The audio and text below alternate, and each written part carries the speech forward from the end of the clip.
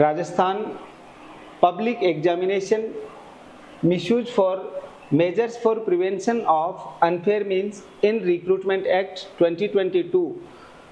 राजस्थान सार्वजनिक परीक्षा भर्ती में अनुचित साधनों की रोकथाम अध्युपाय अधिनियम 2022 जो act number 6 of 2022, date of enactment 5 April 2022 और डेट ऑफ एनफोर्समेंट 6 अप्रैल 2022, ये हमने डिस्कस किया। इसका section 1 short title extent and commencement के बारे में हमने डिस्कस किया। सेक्शन 2 में डेफिनेशंस परिभाषाओं में 2A, B, C, D, E, F, इसमें हमने डेफिनेशन पोर्शंस इसका डिस्कस किया। सेक्शन 3 में prohibition of use of unfair means अनुचित साधनों के उपयोग का प्रतिषेध, ये हमने डिस्कस किया। सेक्शन 4 में हमने possession and disclosure of question paper, प्रश्न पत्र का कब्जा और प्रकटीकरण, और सेक्शन 5 में prevention of leakage by person interested of engaged with examination work, परीक्षा कार्य में न्यस्त या उसमें लगे हुए व्यक्ति के द्वारा प्रकटन की रोकथाम करना, और सेक्शन 6 में है अनऑथोराइज्ड पर्सन और disclosure of question paper and answer sheet और OMR sheet in any form, प्रश्न पत्र, उत्तर पत्रक और OMR शीट का किसी भी रूप में अपराधिकृत व्यक्ति का कब्जा और प्रकटीकरण, ये हमने डिस्कस किया सेक्शन 6 में। और सेक्शन 7 में दे रखा है prohibition of enter in examination centre, परीक्षा केंद्र में प्रवेश का प्रतिषेध किन लोगों का, उनका जो अनऑथोराइज्ड पर्सन है उनके बारे में सेक्शन 7 में दिया हुआ। सेक्शन 8 में हमने डिस्कस किया no place other than examination centre shall be used for public examination, परीक्षा केंद्र से भिन्न कोई स्थान सार्वजनिक परीक्षा के लिए उपयोग में नहीं लिया जाएगा, यानी जो एग्जामिनेशन सेंटर है उसी को एग्जामिनेशन सेंटर के रूप में काम में लेंगे, ऐसा नहीं कि दूसरा कोई जगह उसके लिए यूज में लेंगे। सेक्शन 9 में हमने डिस्कस किया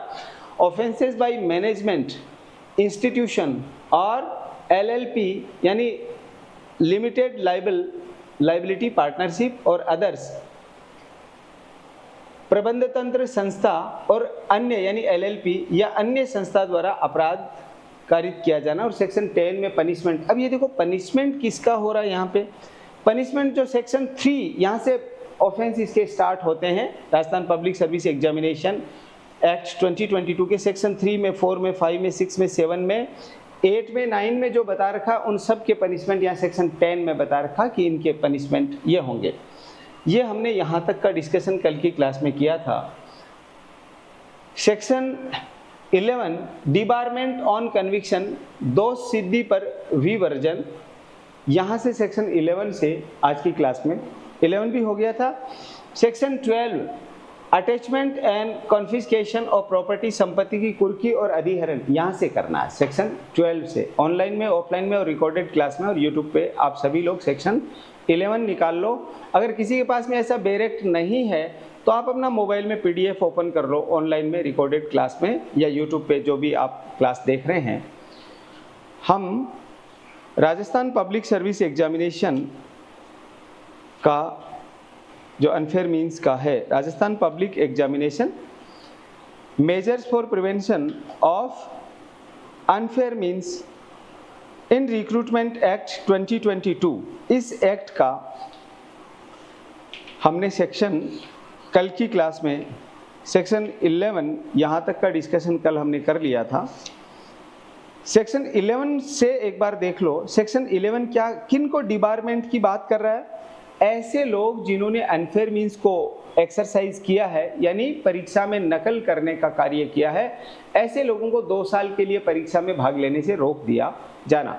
इनको लाइफ टाइम रोका जाना चाहिए था, लेकिन ठीक है, एक्ट में 2 साल का प्रोविजन है तो हम भी 2 साल का ही। हाँ जी, सेक्शन 11 में है डिबारमेंट करना, यानी उनको बाहर कर देना, परीक्षा नहीं देने देना, रोक दिया जाना। जैसे अपन RPSC की कोई भी एग्जाम देते हैं और उसमें यह है आप नकल करते हुए पकड़े गए तो आपको लाइफ टाइम के लिए क्या कर देंगे, डिबार कर देंगे, और लाइफ टाइम ही होना चाहिए। इसमें दे रखा 2 ईयर के लिए बाहर कर देंगे उसको, 2 साल तक उसको एग्जाम नहीं देने देंगे। कोई भी अगर एग्जाम निकली, फॉर्म भरा जाएगा तो उसको बाहर रखा जाएगा। इसमें भी लाइफ टाइम करना था, लेकिन ठीक है 2 ईयर किया हुआ तो हमें 2 ईयर ही पढ़ना है। Section 12, attachment and confiscation of property, संपत्ति की कुर्की और अधिग्रहण। कौन सी संपत्ति? जो पेपर लीक किए जाने में प्रॉपर्टी बनाई है उस प्रॉपर्टी को फॉरफिट कर लेगी गवर्नमेंट, ये देखना। Section 12 subsection 1, no person shall hold or be in possession of any proceeds of any offence under this act. कोई भी व्यक्ति इस अधिनियम के अधीन किसी अपराध के किन्हीं आगमों को धारित नहीं करेगा और कब्जे में नहीं रखेगा, यानी इस ऑफेंस की वजह से जो प्रॉपर्टी बनती है उनको प्रॉपर्टी नहीं बनाएगा, उनको कब्जे में नहीं रखेगा। अगर ऐसा किया है तो क्या करेंगे? ऐसी प्रॉपर्टी को फॉरफिट कर लेंगे। सेक्शन 12 सबसेक्शन 2 देखिएगा, if an officer investigation and offense committed under this act has reason to believe that any property represents proceeds of any offense under this act, he shall, with the prior approval in writing of the state government, make an order seizing such property. ऐसी property क्या कर लेंगे? Seize कर लेंगे, movable और immovable और both, and where it is not practicable to seize such property, make an order to attachment directing that such property shall not be transferred or otherwise dealt with except with the prior permission of the officer making such order, or such case may be the designated court, and a copy of such order shall be served on the person concerned। Section 12 का subsection 2 है। Section 12 में तो इतना बता रखा है, subsection 1 में section 12 के, कोई व्यक्ति इस अधिनियम के अधीन किसी अपराध के लिए किन्हीं आगमों को धारित नहीं करेगा, कब्जे में नहीं रखेगा, यानी इसमें जो पेपर लीक करेगा उससे कोई प्रॉपर्टी बनाएगा नहीं, और कोई बना के कोई प्रॉपर्टी अपने कब्जे में पेपर लीक से जो संपत्ति आती है उससे नहीं रखेगा। और 2 में बता रखा, यदि इस अधिनियम के अधीन कारित किसी अपराध का अन्वेषण करने वाले किसी अधिकारी के पास में यह विश्वास करने का कारण है कि कोई संपत्ति इस अधिनियम के अधीन किसी अपराध के आगम के द्योतक है, यानी इसके द्वारा पेपर लीक किए जाने के परिणाम स्वरूप। भाई आदमी पेपर लीक करेगा, जो पैसा आएगा उसका क्या करेगा? या तो घर खरीदेगा, मकान खरीदेगा, दुकान खरीदेगा, जमीन जायदाद खरीदेगा, तो ऐसी प्रॉपर्टी, या कोई सोना गोल्ड ऐसी चीजें खरीदेगा, तो ऐसी चीजें ऐसे अधिकारी के इन्वेस्टिगेशन में आई तो वो क्या करेगा? तो वह राज्य सरकार के लिखित पूर्व अनुमोदन से ऐसी चल और अचल संपत्ति का अभिग्रहण का आदेश कर सकेगा। ये एग्जाम में पूछा जाता है। क्या वो ऑफिसर डायरेक्ट प्रॉपर्टी फॉरफिट कर लेगा? नो, स्टेट गवर्नमेंट के रिटर्न ऑर्डर के बाद में उस प्रॉपर्टी को फॉरफिट कर लेगा, ये ध्यान रखना है।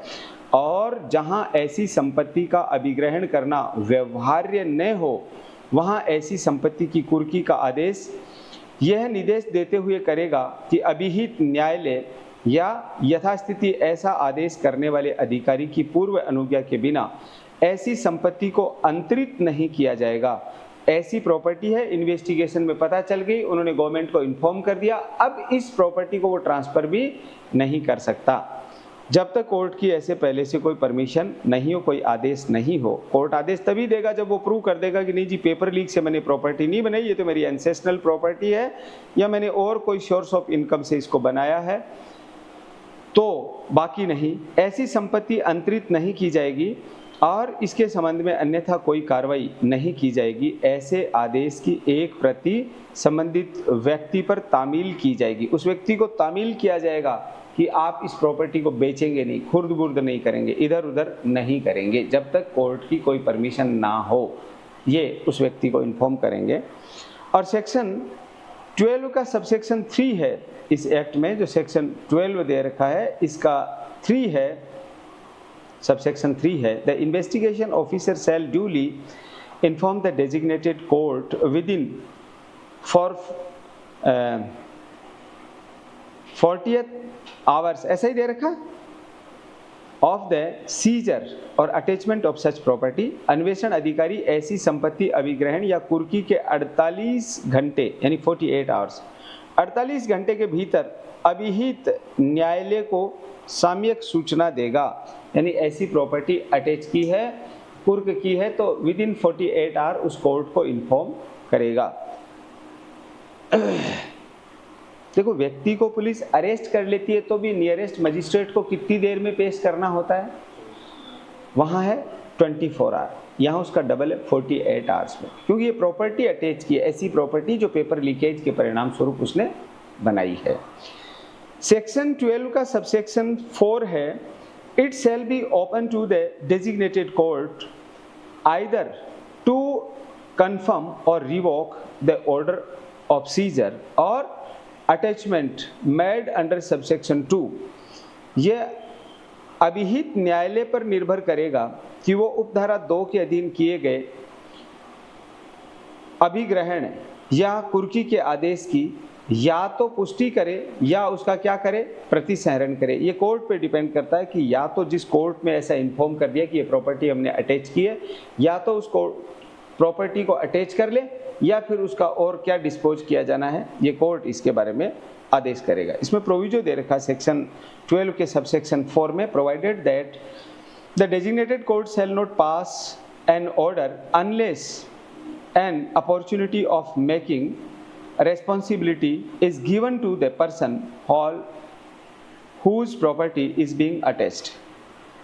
परंतुक है इसका धारा 12 की उपधारा 4 का परंतुक है, अभिहित न्यायालय जब तक कोई आदेश पारित नहीं करेगा जब तक कि उस व्यक्ति को जिसकी संपत्ति कुर्क की जा रही है अभ्यावेदन करने का अवसर प्रदान न किया जाएगा। यानी ऐसा व्यक्ति, कोर्ट कोई आदेश पारित नहीं करता है तब तक ऐसे व्यक्ति को उस संपत्ति के बारे में और कोई कार्य करने का अवसर नहीं दिया जाएगा। यानी संपत्ति को बेच दे, उसमें कोई कंस्ट्रक्शन कर ले, ऐसा नहीं।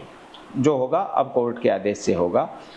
सेक्शन 12 का सबसेक्शन 5 है, वेयर द कोर्ट, इसका सबसेक्शन 5 में दे रखा है, where the accused has been convicted of any offense punishable under this act, the designated court may, designated court means इसके लिए जो कोर्ट बनाए गए हैं, इसमें भी स्पेशल कोर्ट बनाए जाने का प्रोविजन है, जैसे पॉक्सो में है, ऐसा SC/ST एक्ट में है, ऐसा इधर भी डेजिग्नेटेड कोर्ट में, in addition to awarding any punishment by order in writing, declare that any property movable or immovable or both belonging to the accused and specified in the order shall stand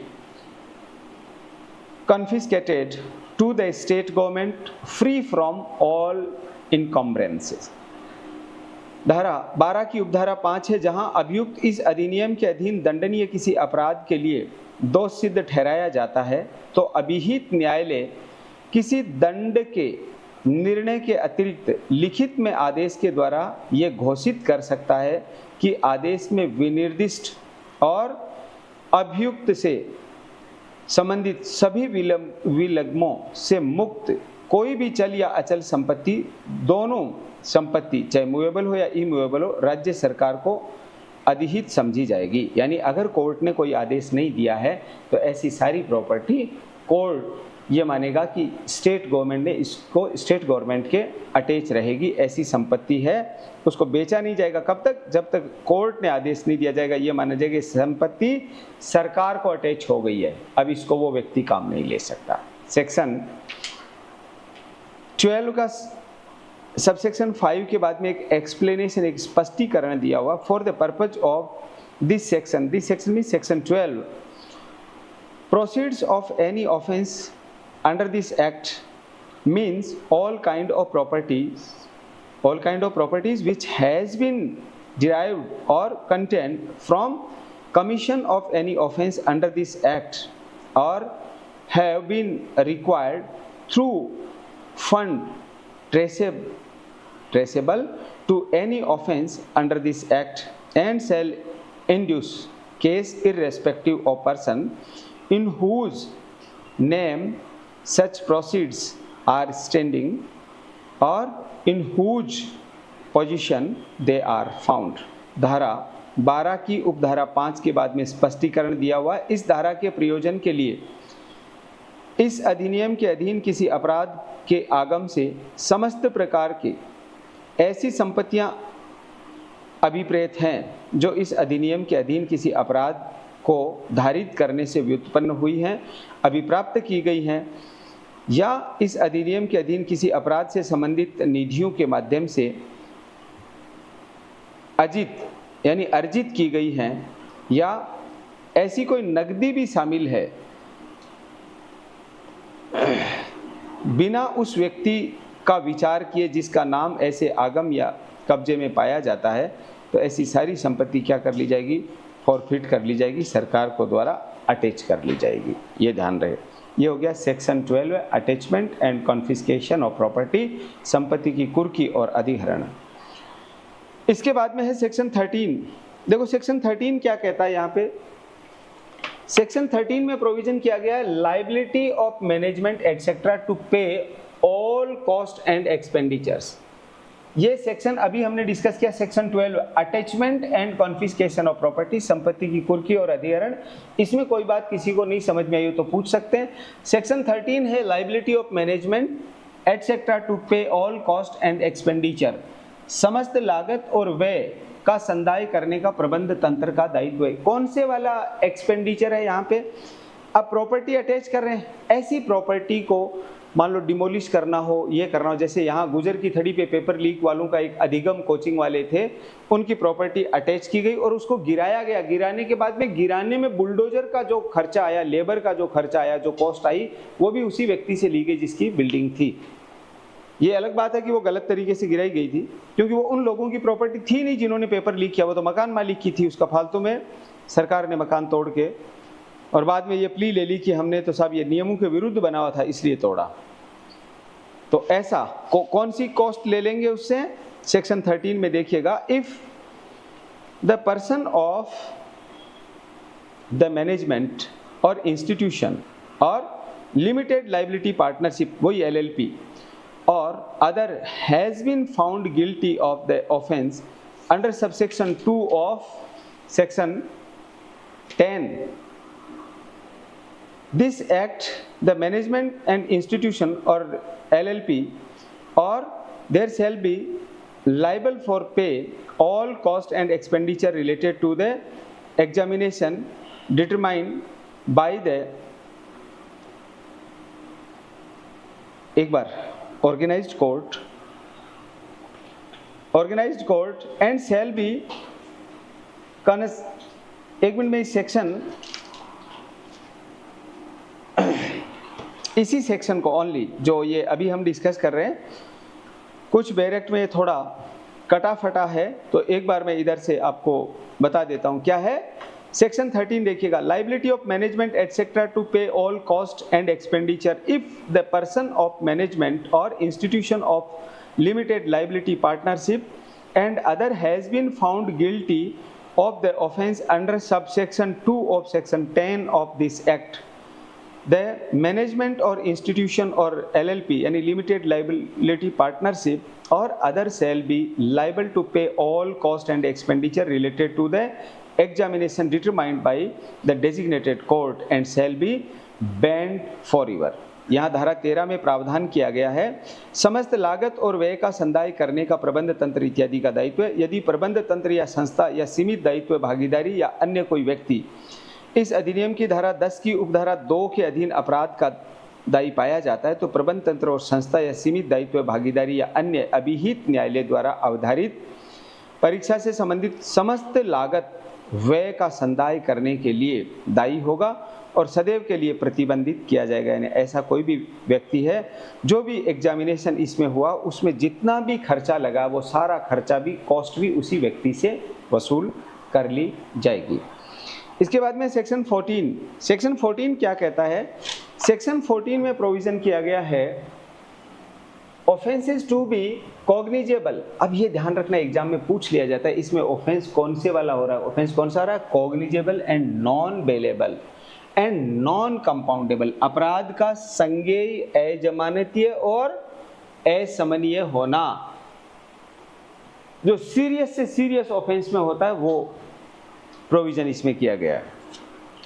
देखिएगा online offline और recorded class में और YouTube channel पे सभी इसको देखिएगा। Section 14, all offences specified under this act shall be cognizable. ये examiner पूछेगा इसमें होने वाला अपराध किस नेचर का है, cognizable, non bailable, non compoundable. याद रखना अपराध का संज्ञेय, अजमानती और असमनीय होना, इनको अंडरलाइन कर लो, गोले में बंद कर लो, लिख लो इनको। ये एग्जामिनर पूछता है इस अधिनियम के अधीन विनिर्दिष्ट समस्त अपराध संज्ञेय होगा यानी कॉग्निजेबल, अजमानतीय, नॉन बेलेबल, असमनीय, नॉन कंपाउंडेबल होगा। ये एग्जाम में पूछा जाता है, ये ध्यान रखना। सेक्शन 15 है investigation of offence, no police officer below the rank of additional superintendent. ये भी एग्जाम में क्वेश्चन पूछा जाता है, कौन इसका इन्वेस्टिगेशन करेगा। Additional superintendent of police shall investigate any offence committed under this act.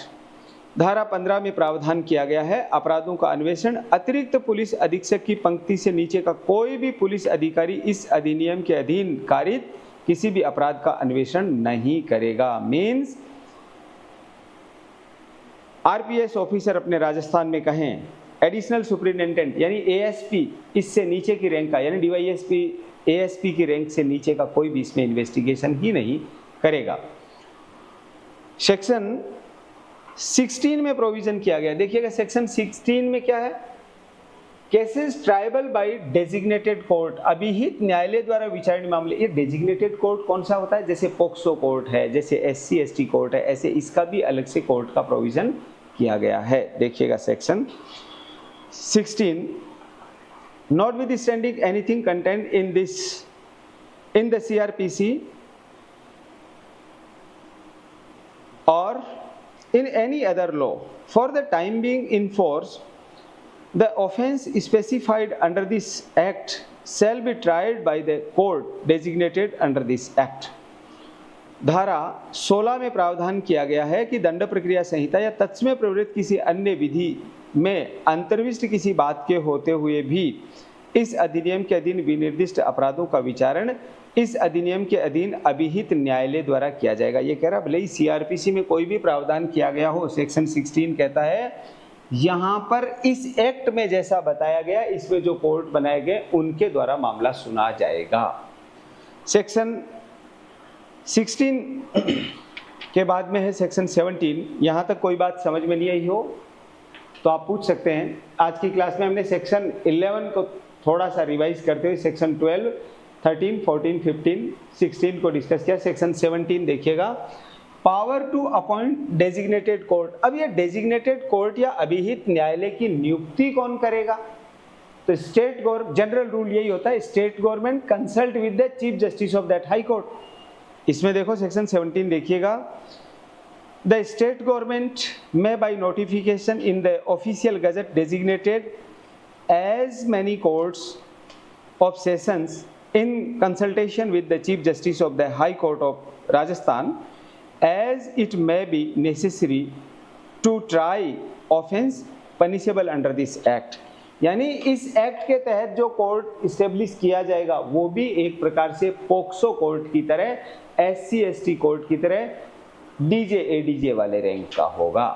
और स्टेट गवर्नमेंट नोटिफिकेशन के द्वारा कोर्ट को एस्टेब्लिश करेगी chief justice of Rajasthan high court से कंसल्ट करके। इस बात को ध्यान रखना है सेक्शन 17 में। Section 18, act not in derogation of any other law. ये भी जनरली हर माइनर एक्ट जो होता है उसमें ये प्रोविजन होता है कि इस वाले एक्ट को किसी अदर एक्ट से सुपरसीड नहीं किया जाएगा। Rajasthan public service examination act है जो 2022 का, इसको किसी अदर एक्ट से क्या नहीं करेंगे, सुपरसीड नहीं करेंगे। यानी इस पे हम कहते हैं आईपीसी प्रिवेल करेगी या सीआरपीसी, नो, इसके प्रोविजन प्रिवेल करेंगे क्योंकि ये स्पेशल लॉ है regarding paper leak, unfair means of public examination को रोकने के लिए ये है, तो ये इसमें प्रोविजन किया गया। नेक्स्ट सेक्शन देखिएगा, सेक्शन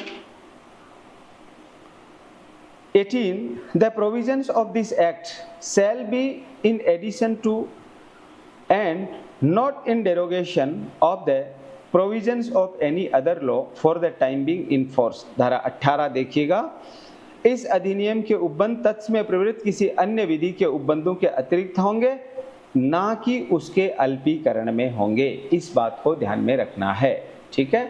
उसके बाद में सेक्शन 19 देखिएगा। सेक्शन 19 में क्या कहा गया है? पावर टू रिमूव डिफिकल्टीज, कठिनाइयों का निवारण करने। कोई भी नया ऐसा एक्ट बनता है तो उसमें साल 2 साल के लिए कोई ऐसी डिफिकल्टी हो तो इसको रिमूव करने का पावर स्टेट लेजिस्लेचर के पास होता है। बाद में अब इसको रिमूव करना होता है तो वो फिर किसके पास? कोर्ट के पास चला जाएगा। कॉन्स्टिट्यूशनल अनकॉन्स्टिट्यूशनल करे या लेजिस्लेचर चाहे तो नया बना दे, इसको वापस ले ले, ये रहता है। देखिएगा इसमें कितने समय में डिफिकल्टी को रिमूव किया जा रहा है। सेक्शन 19 का सबसेक्शन 1 देखिएगा, इसमें 2 सबसेक्शंस हैं। Subsection 1, if any difficulties arises in giving effect to the provisions of this act, the state government may by order published in official gazette make such provisions not inconsistent with the provisions of this act as many appear to be necessary for removing the difficulty. इसमें proviso दे रखा, provided that no such order shall be made under this section after the expiry of 2 year from the commencement of this act. अब इस act का commencement क्या है? एक बार इधर देखिएगा ऑनलाइन ऑफलाइन में। इस एक्ट का कमेंसमेंट ये है 6 अप्रैल 2022। तो 6 अप्रैल 2024 तक कोई डिफिकल्टी होती तो रिमूव किया जा सकता, अब वो टाइम निकल गया। अब या तो जुडिशरी उसका इंटरप्रिटेशन करे या पार्लियामेंट या लेजिस्लेचर चाहे उसके अकॉर्डिंग इसको चेंज कर सकती है। ये इसको ध्यान रखना, 2 साल तक डिफिकल्टी रिमूव का था। हिंदी में देखिएगा धारा 19 की उपधारा 1, यदि इस अधिनियम के उपबंधों के प्रभावी करने के लिए कोई कठिनाई उत्पन्न होती है तो राज्य सरकार राजपत्र में प्रकाशित आदेश के द्वारा ऐसे उपबंध कर सकेगी जो इस अधिनियम के उपबंधों से असंगत ना हो, जो कठिनाई के निवारण के लिए आवश्यक प्रतीत हों। इसमें परंतु दे रहेगा, परंतु इस धारा के अधीन कोई ऐसा आदेश इस अधिनियम के प्रारंभ के 2 वर्ष के पश्चात नहीं किया जाएगा। यानी 6 अप्रैल 2024 के बाद में कोई डिफिकल्टी रिमूव इस सेक्शन 19 में तो नहीं होगी, ठीक है। सबसेक्शन 2 देखिएगा 19 का, every order made under this section shall be laid as soon as may be after it is made before the house of the state legislature. धारा 19 की उपधारा 2 है, इस धारा के अधीन किए गए प्रत्येक आदेश किए जाने के पश्चात यथाशक्य शीघ्र राज्य विधानमंडल के सदन के समक्ष रखा जाएगा। कौन सा? ऐसे स्टेट गवर्नमेंट जो डिफिकल्टी रिमूव करेगी, वो जैसे डिफिकल्टी रिमूव कर देगी विद इन 2 ईयर, जो नहीं करी है तो उसको स्टेट लेजिस्लेचर के सामने रखना होता है। यानी राजस्थान है तो राजस्थान में तो हमारे एक ही सदन चलता है, वो है विधानसभा, उसके सामने रखना होता था। कोई डिफिकल्टी रिमूव नहीं कराई। इसके बाद में सरकार ही डिफिकल्टी में आ गई, यानी चुनाव में आ गई, वो चुनाव में उलझ गई और ये समय निकल गया। चलिए नेक्स्ट है सेक्शन 20, लास्ट सेक्शन है इसका। सेक्शन 20 में क्या है? सेक्शन 20 में प्रोविजन किया गया है पावर टू मेक रूल्स, नियम बनाने की शक्ति। नियम बनाने की शक्ति भी राज्य सरकार को है। स्टेट गवर्नमेंट रूल बनाएगी और उस रूल को स्टेट लेजिस्लेचर के फ्लोर पे रखा जाएगा, 30 डेज तक रखा जाएगा। बस ये इसमें दे रखा, देखिएगा एक बार सेक्शन 20 को। द स्टेट, ये एग्जाम में पूछते हैं कौन नियम बनाएगा? स्टेट का लो है, स्टेट गवर्नमेंट बनेगी। स्टेट गवर्नमेंट में make rule carrying out the purpose of this act, राज्य सरकार इस अधिनियम के प्रयोजनों को कार्यान्वयन करने के लिए नियम बना सकेगी।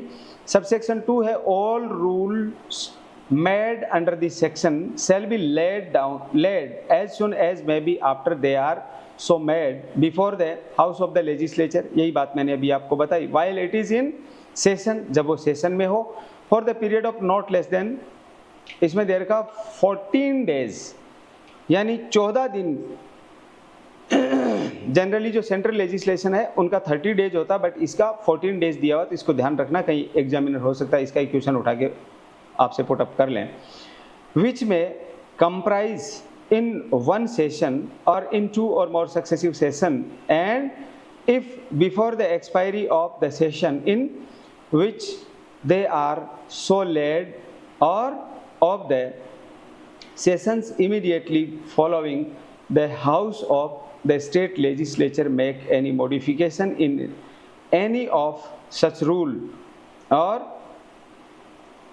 resolves that any such rule should not be made, such rule shall thereafter have effect only in such modification from or be or no effect as the case may be, so however that any modification or annulment shall be without prejudice to the validity of anything previously done thereunder।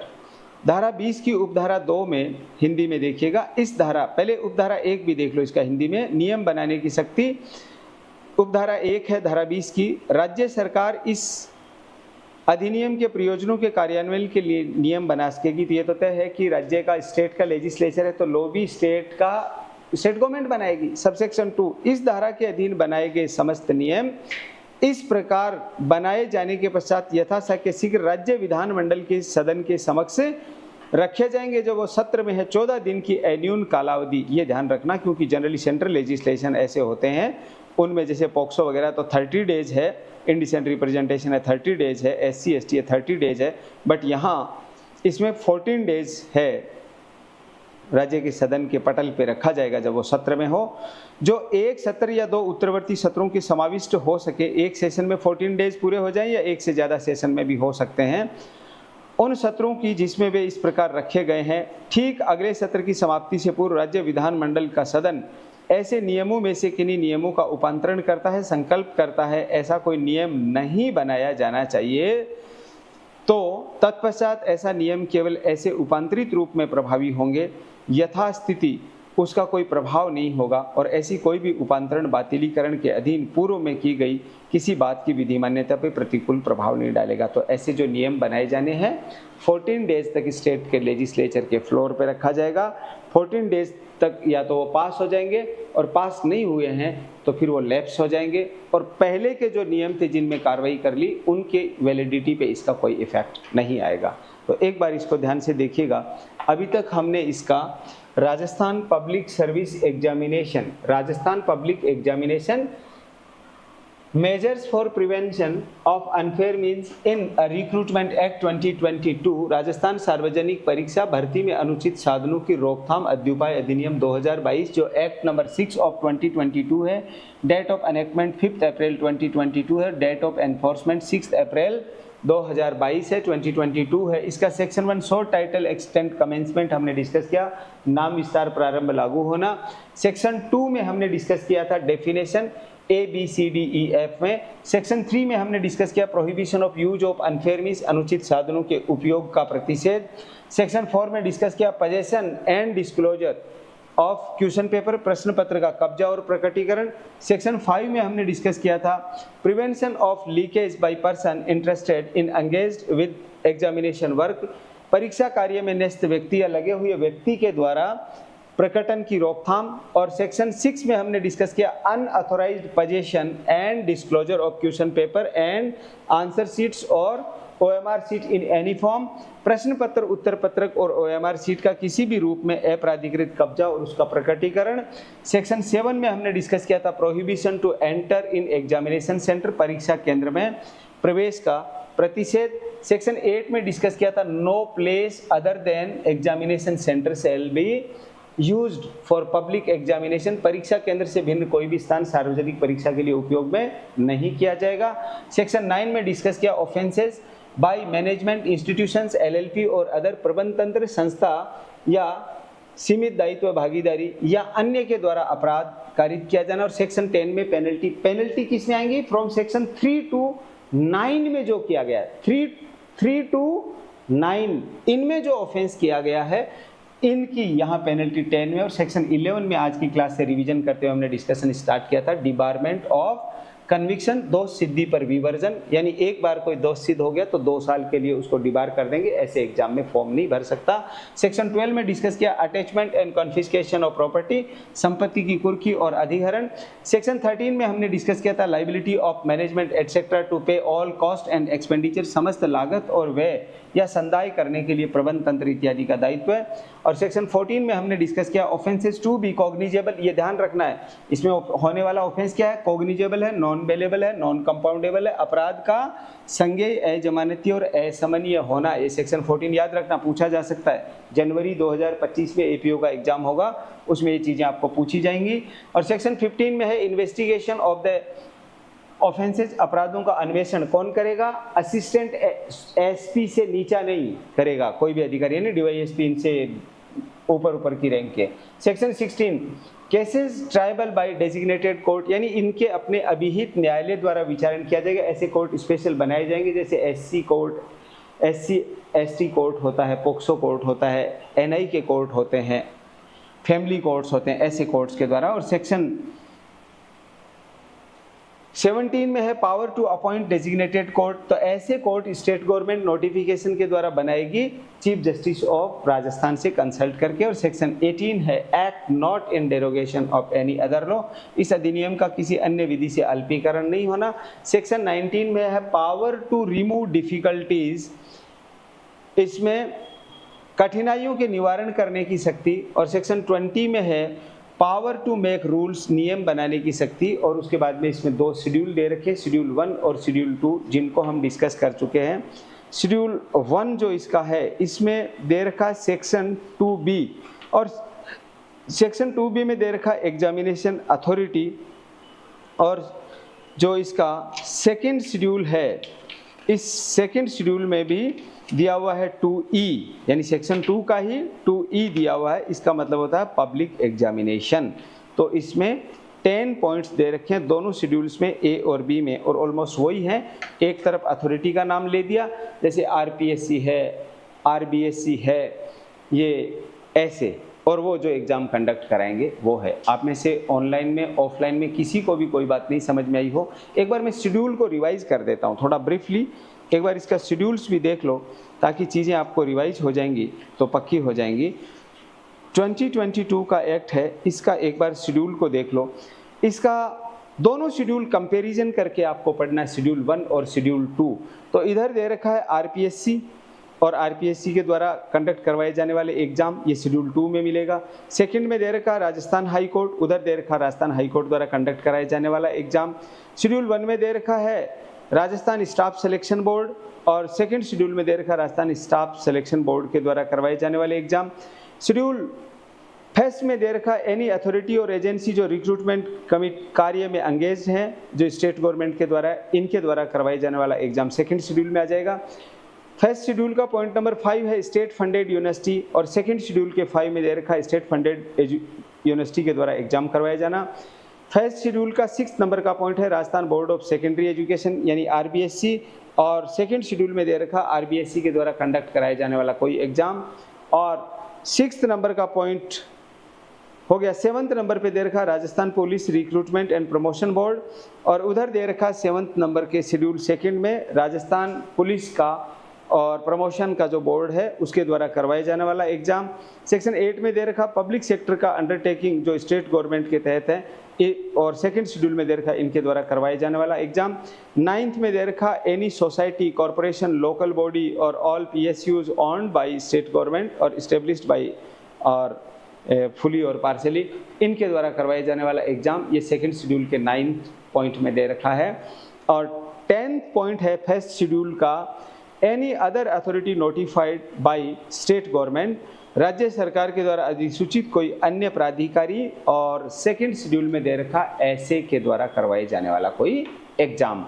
तो ये हमने discuss किया Rajasthan public examination misuse यानी measures for prevention of unfair means recruitment act 2022, Rajasthan सार्वजनिक परीक्षा भर्ती में अनुचित साधनों की रोकथाम का अध्युपाय अधिनियम 2022। इस एक्ट में कोई बात आप में से किसी को समझ में नहीं आई हो, ऑफलाइन में, ऑनलाइन में, या रिकॉर्डेड क्लास में, या युवान लॉ इंस्टीट्यूट के यूट्यूब चैनल पे, तो आप 8306969794, मैं फिर रिपीट कर देता हूँ, 8306969794 पे व्हाट्सअप करके, कॉल करके आप पूछ सकते हैं। और भी कोई गाइडेंस इस बारे में हमसे चाहते हैं तो पूछ सकते हैं। नमस्कार।